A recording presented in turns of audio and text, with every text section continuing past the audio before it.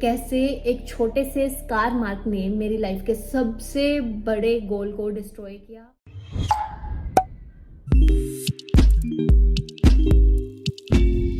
हाय, जो भी मेरी स्टोरी सुनने या देखने के लिए आया है उनको मेरा दिल से बहुत सारा वेलकम। वीडियो शुरू करने से पहले ये बता दूं कि ये वीडियो किसी स्टडी पर्पस के लिए नहीं बना रही हूँ।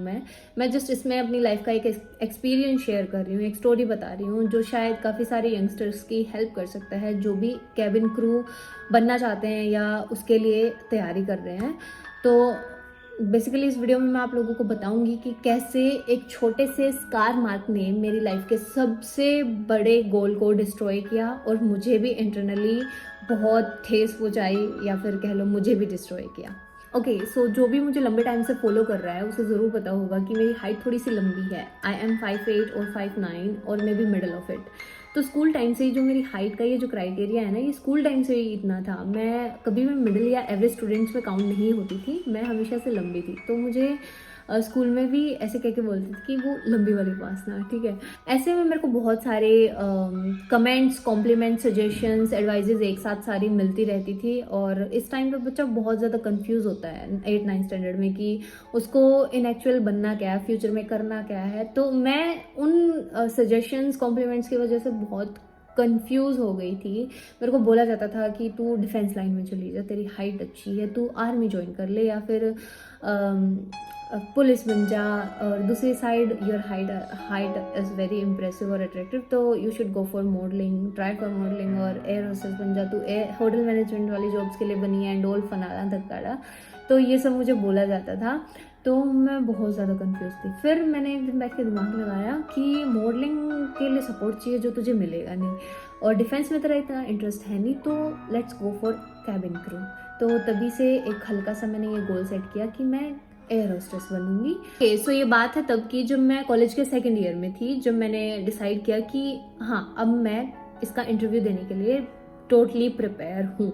मैं 9th क्लास से ही ये गोल लेके चली थी कि मुझे इन फ्यूचर कैबिन क्रू या फिर एयर होस्टेस बनना है। तो काफ़ी कुछ मैंने अपनी पर्सनैलिटी को इम्प्रूव किया, अपनी स्किल्स को एनहांस किया, और ग्रूमिंग स्किल्स अच्छी खासी की मैंने, और स्पीकिंग स्किल्स भी अपनी अच्छी की, क्योंकि मैं एक गवर्नमेंट स्कूल से पास आउट थी। तो it was very tough for me.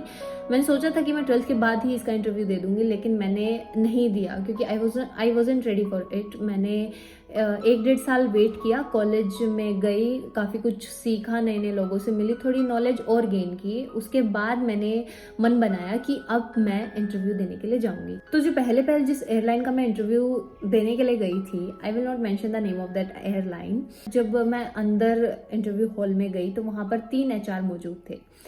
तो हुआ ये कि उन्होंने मुझे मेरा नाम बताने तक का भी चांस नहीं दिया और उन्होंने मुझे रिजेक्ट कर दिया। I was not the particular one who got rejected, और भी होंगे जिनको रिजेक्ट किया गया। और रिजेक्ट करने का रीज़न था मेरा ये स्कार।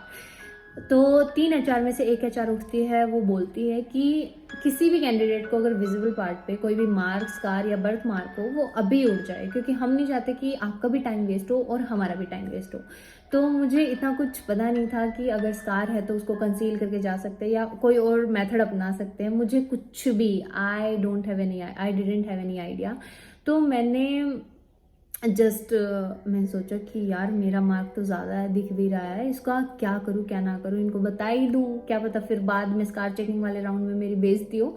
तो इस करके मैंने हाथ उठा दिया, और उन सभी कैंडिडेट्स में से मैं सिर्फ अकेली थी जिसको कुछ ऐसा स्कार था, या फिर ये कह लो औरों को भी होगा लेकिन उन्होंने कंसील कर रखा होगा, मैंने कंसील नहीं किया था। तो मैंने ट्रूली उनको बता दिया। तो उन्होंने देखते ही मुझे मना कर दिया कि नहीं, you are not eligible for it. तो इस करके मैंने, ठीक है, ओके, वो इतना बड़ा रिजेक्शन लगा ना, मुझे धक्का लगा मेरे को कि मेरी स्कार की वजह से मेरे को इन्होंने मेरा नाम बताने तक का चांस नहीं दिया। ठीक है, वो पूरा दिन मेरे लिए बहुत बेकार गया। मैं खूब रोई कि मैंने इतना बड़ा गोल लिया, मैंने इतनी प्रिपरेशन की, और उन्होंने मुझे जस्ट एक स्कार के लिए रिजेक्ट कर दिया, बस खत्म। उसके कुछ दिन बाद मैंने फिर से मन बनाया, मैंने दिमाग लगाया कि अभी एक ही तो एयरलाइन का तूने इंटरव्यू दिया है, एक ही में तो रिजेक्शन मिली है, और जस्ट बिकॉज ऑफ स्कार तूने तो अभी अपनी स्किल्स वगैरह कुछ भी आजमा के देखा ही नहीं है। क्या पता दूसरी एयरलाइन में तेरा सिलेक्शन हो जाए, वहाँ इतना टफ क्राइटेरिया ना हो, तेरी स्किल्स के आगे ये स्कार फीका पड़ जाए एंड ऑल। ऐसा करके मेरे को खूब लोगों ने बोला, मेरे फ्रेंड्स ने मेरे को मेंटली सपोर्ट किया। तो फिर उसके बाद मैं सेकंड एयरलाइन के लिए गई।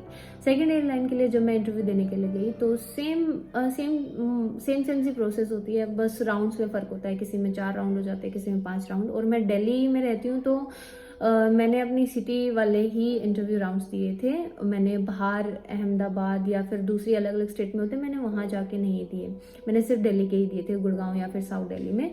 तो जब मैं सेकंड एयरलाइन के का इंटरव्यू देने के लिए गई तो उस इंटरव्यू में ऐसा कुछ नहीं था। उन्होंने वेन्यू पे हमें बुलाया, वहाँ पे एचआर थे और कैंडिडेट्स थे, मेल भी थे और फीमेल्स भी थी, एक्सपीरियंस्ड भी थे और फ्रेशर्स भी थे। तो वहाँ पे मैं उनके बीच जाके बैठ गई और 10 के ग्रुप में उन्होंने कैंडिडेट्स को अंदर बुलाया। तो मेरे से जो उस टाइम पे फर्स्ट इंटरव्यू राउंड में मेरे से सवाल पूछा गया था, that was what's your name. तो मैंने अपना नाम वगैरह बता दिया। तो उस राउंड में बेसिकली वो जानना चाहते हैं कि आपकी स्पीकिंग स्किल्स कैसी है, या फिर आप क्वेश्चंस को हायर कैसे करते हो, आप इंग्लिश कैसे बोलते हो और हिंदी कैसे बोलते हो। तो फर्स्ट राउंड में बस वो इतना जानना चाहते हैं। तो उन 10 के ग्रुप में से वो 2-3 कैंडिडेट सेलेक्ट करते हैं, जिनमें से मैं एक थी। ऐसे करके जब 10 ग्रुप का वो पूरा सेशन कंप्लीट हो गया था तो सेलेक्टेड जो बच्चे थे वो वहीं बैठे थे और बाकी को उन्होंने बोल दिया था कि नेक्स्ट टाइम ट्राई करना, तो वो घर लौट गए थे। तो मैं वहाँ बैठी थी। फिर उसके बाद हमारा सेकंड राउंड शुरू हुआ, वो था स्क्रीनिंग टेस्ट होता है, जिसमें आपकी बेसिकली वो देखना चाहते हैं कि आपकी बीएमआई कितनी है, आपकी आई साइट कैसी है, कोई स्कार है, मार्क है, ये सब कुछ उसमें चेकिंग की जाती है। तो उसमें हमें पूरा उनको शो, किसी विजिबल पार्ट पे स्कार वगैरह तो नहीं है, वो सब कुछ अच्छे से देखते हैं। तो मैंने अपना स्कार कंसील कर रखा था ताकि उनको दिखाई ना दे, तो वो इतना पता नहीं चल रहा था। इस करके मैं उस टेस्ट में क्लियर हो गई थी। मेरा बीएमआई वगैरह उस टाइम काफ़ी वेट सब कुछ, एवरीथिंग वाज परफेक्ट। तो सेकंड राउंड भी मेरा स्क्रीनिंग टेस्ट मतलब क्लियर हो गया था। उसके बाद आता है थर्ड राउंड, यानी कि group discussion round. It's totally up to airline कि वो पहले टेलीफोनिक राउंड भी ले सकती है। ये एयरलाइन टू एयरलाइन डिपेंड करता है, किसी में 5 राउंड होते हैं तो किसी में 6। तो मेरे में टेलीफोनिक राउंड नहीं था, ग्रुप डिस्कशन राउंड था। ग्रुप डिस्कशन राउंड में मैंने उसके लिए बहुत प्रिपरेशन कर रखी थी। सोशल फैक्ट पे बेस्ड जो भी टॉपिक्स थे उनकी बहुत प्रिपरेशन की थी मैंने। लेकिन उन्होंने मुझसे ऐसा टॉपिक पूछा जिसको सुन के मैं खुद दंग रह गई। ओ माय गॉड, ऐसा टॉपिक भी पूछ सकते थे। तो मेरा टॉपिक था डॉग वर्सेस कैट। तो गुस्सा आया उस टाइम पे हल्का सा, यार उन्होंने ये क्या पूछ लिया, बट बोल दिया जो भी बोलना था। तो उसमें राउंड में वो बेसिकली चेक ये करते हैं कि ये मतलब ग्रुप में ये कैंडिडेट अपने थॉट्स कैसे कन्वे करता है, या फिर ग्रुप के साथ कैसे डील करता है, और उसकी स्किल्स कैसी हैं बोलने की। ये सब कुछ वो ग्रुप डिस्कशन के थ्रू जानना चाहते हैं आपके बारे में। तो उस राउंड में I got selected but as a optional candidate. मेरे को ऑप्शन में रखा गया था। अगर 90% मेरे ना थे, सेलेक्ट ना होने के चांस थे, और 10% थे अगर सीट बची तो इन दी एंड मैं रिजेक्ट हो गई। लेकिन उसके बाद जब मैं और एयरलाइंस के लिए गई इंटरव्यू देने के लिए, वहाँ पे मुझे हर बार स्कार के लिए रिजेक्ट किया गया।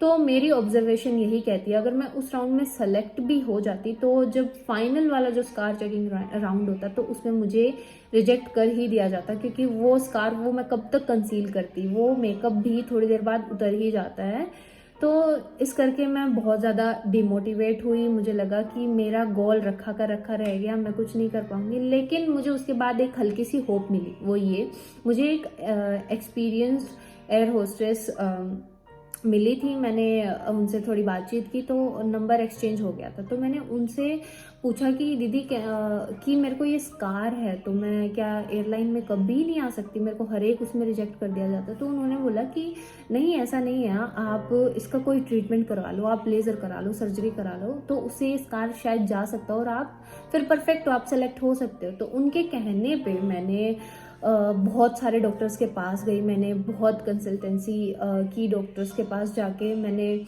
लेज़र वाले डॉक्टर से भी पूछा, सर्जन से भी पूछा। तो लेज़र वाले डॉक्टर ने मुझे यही सजेस्ट किया कि अगर आप लेज़र कराओगे तो ये मार्क नहीं जाएगा, बल्कि आपकी अगर किसी नस पे शॉट लग गया तो आपकी नस डैमेज हो सकती है, क्योंकि हमारे यहाँ पे उंगलियों की नसें होती हैं और ये बिल्कुल 3 उंगलियों को इसने कवर कर रखा है। तो किसी भी नस पे अगर लेज़र का शॉट लगा तो मेरी नस डैमेज हो जाएगी और हाथ काम करना बंद कर सकता है। तो लेज़र वाले डॉक्टर ने मना कर दिया। देन मैं फिर गई सर्जन के पास।